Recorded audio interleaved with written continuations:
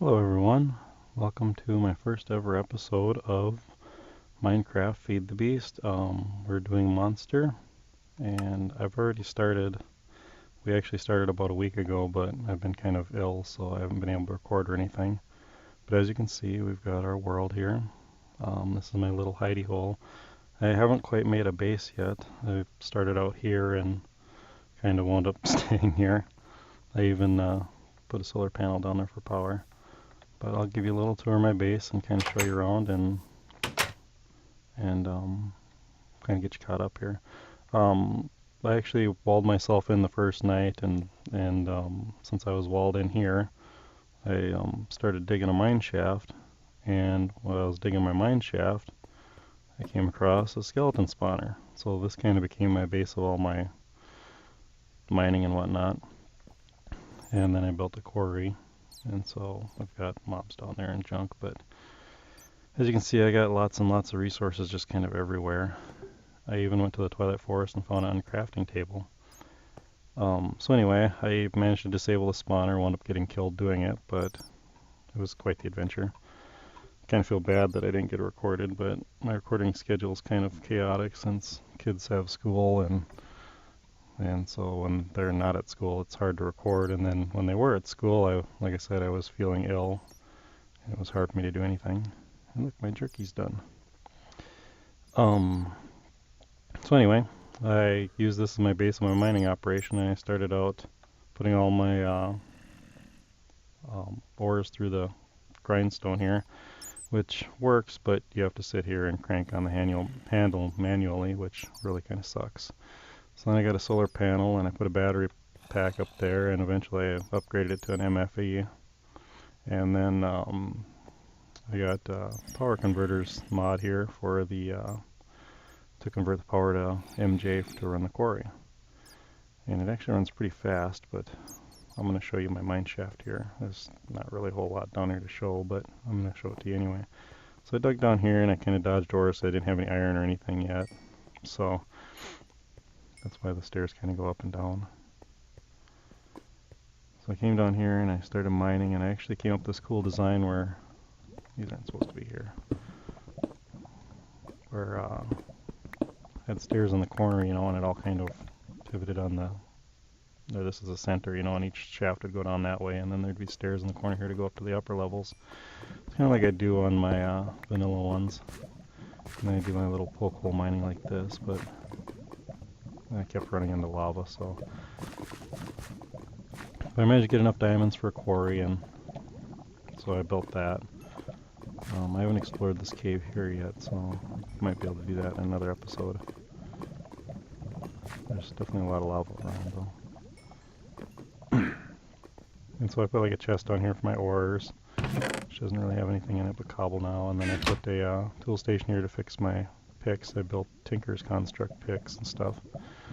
One of our server members, he was kind enough to get the stuff where you can grind bedrock and actually make armor and stuff out of it. So I've currently got bedrock armor and a bedrock sword with sharpness 5 and looting 5, which is just insane. With the armor and the sword, you're just about invincible, which is kind of cool. And then the other mod I tinkered with a little bit on here was advanced genetics. And between the armor and the advanced genetic stuff, it's almost like you can never really die. But I'll do an episode on this stuff here. I don't know if they're going to keep it or remove it because it's quite overpowered. Because I can fly and I can play in lava and do just about anything, and it's almost like being creative. I like it, but it's overpowered. But I hate mobs and I suck at mobs, so it works out great for me. So this is my little derpy hole. I mean, there's really not a whole lot in here. I've got, storage and lots and lots of stuff and things like that. And I even built these cool little tool racks. On the outside of the base, I put a little tree farm over here. And I actually got all blue dye trees, so that way I could get lapis for Fortune 3. And the interesting thing about blue dye trees is for some reason all the wood that they use is always random. So you wind up with tons and tons of different kinds of woods from the same sapling. So that's kind of neat if you want to collect different types of wood to find out, what works best for your decorating purposes. But this is my little base. That's my little tree farm. It's not a whole lot here. For some reason, a horse wandered over here, and he's actually kind of a good-looking horse. Might have to claim him, I don't know. I never use horses, but I still like them. As you can see, I got waypoints on here, and my future base site is where we're going to go next. And over there, I kind of have like a layout for a house, and I'm going to try and make it in like an English estate style house, and we'll see how that works out. Hoping it'll come out pretty cool, but if not, I'll just make it out of wood or something. But as you can see, flying is all from like bats and genetics and things. So the genetics thing is fairly overpowered because it's not that hard to build the actual stuff for genetics. It's just a lot of iron, and with the genetics you can do a lot of different stuff. I mean, it's so overpowered it's not even funny really.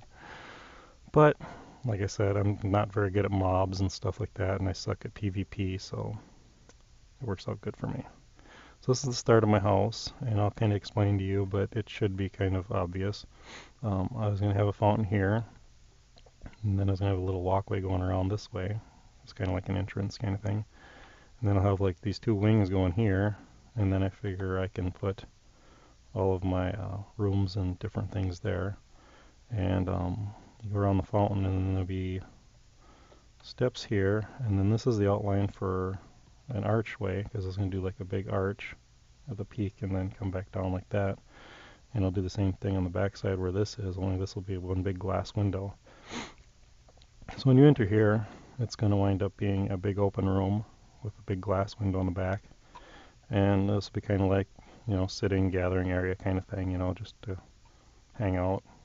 And then off the wings we'll put like, I don't know if I'll do it on this side or that side, but I'll have like a kitchen area and whatnot. And we'll kind of do it like a house, because in Feed the Beast you have furniture and things, which is kind of nice. And then we'll put other rooms for things like enchanting and whatnot off these wings. So it'll be interesting. I will also put a basement underneath here, and we can have more rooms for things there. And I picked a pretty good spot for doing beekeeping, because that's kind of what I wanted to get into, because it's getting night. But let's see, you got past the desert on the way here. There's also taiga there. There's ocean not that far this way. Go towards Dan's base. Dan's base is right along the shore of the ocean. There's a jungle biome over here, and there's a forest right over here too. Yeah, this is forest here. So you got jungle, forest, plains, which is where I plan on putting a lot of the bees. You got ocean not too far away. You've got taiga. You've got desert. I mean, pretty much any environment you want to raise bees in is here. So this will be, a really good place to start off. And I've always got these trees I can use, to make like little tree houses or whatever I want to do with them. Haven't really decided, but I thought it was kind of a neat place to build, and it's got all the biomes nearby. So I'll stop spinning around and making everybody dizzy. Let's see. I'll head back to the base. Okay, so here we are back at the base. If you notice, my door lock's open because it was designed that way. I'm using the torch levers as means to control my door right now. And when we were here before, you probably noticed this book, and this is kind of what we're using for a hub. We warped to this warp world. Dan created this. And then all of our stuff in the overworld links to here. And there's even like this is another Mistcraft age that has like gold spheres and stuff, but it's obviously dangerous. And this is still kind of being built, but as you can see, it's going to have portals for other worlds that, we can mine or whatever. I'm not exactly sure what the plan is, but that's kind of what I guess. And one of the uncrafting tables that I found in Twilight Forest is here. So this is kind of our hub. Let's see, where to go now? Everybody's bases is here, including mine. If you guys are wondering how to pronounce my name correctly, it's Ausheteru. Granted, that's not my real name, but that's kind of my gaming name. So everybody just calls me Osh, which works out great. Dan brought back a skeleton spawner with a portal gun, because in this mod pack for Feed the Beast, it doesn't have like force wrenches, so you can't pick up spawners, but you can move them with a portal gun. So he took a skeleton spawner, moved it with a portal gun to here, and it'll spawn wither skeletons. I don't know exactly how that works, but that's what it does. And when you come here, you can go down here, and you can actually farm wither skeletons just by sitting down here and letting them come to you, and then killing them. And then you pick up all their little drops. Of course, I don't really want stone swords, so you can have that back. No, keep it. And so we can farm skeletons here, and skulls and whatnot. Let's see. And with that advanced genetics, like I was saying, a lot of this, the nether is not really even dangerous. I mean, I can even just go plop myself in the lava lake and it's not going to hurt me at all. I can just lay in lava. It's kind of silly, really. I mean, it looks like I'm taking damage, but I'm not. So anyway, like I said, overpowered, but works for me because I suck. Let's see, my book.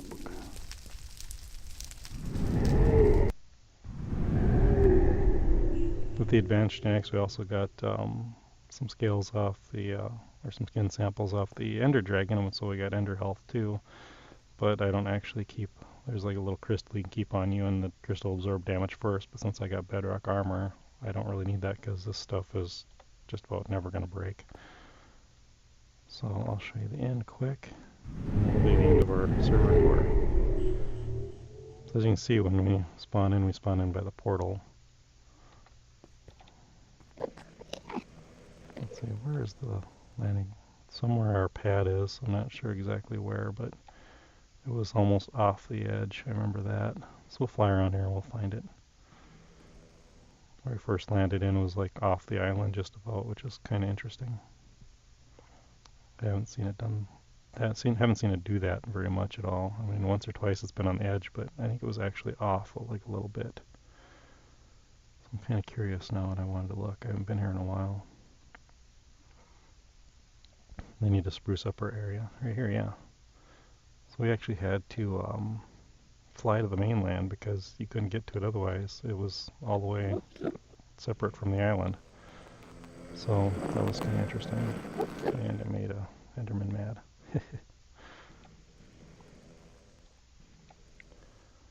So anyway, that's the end. We really don't have anything like an end farm here yet. We just kind of have like some blocks here, and I'll just go and whack all these Endermen and get pearls that way.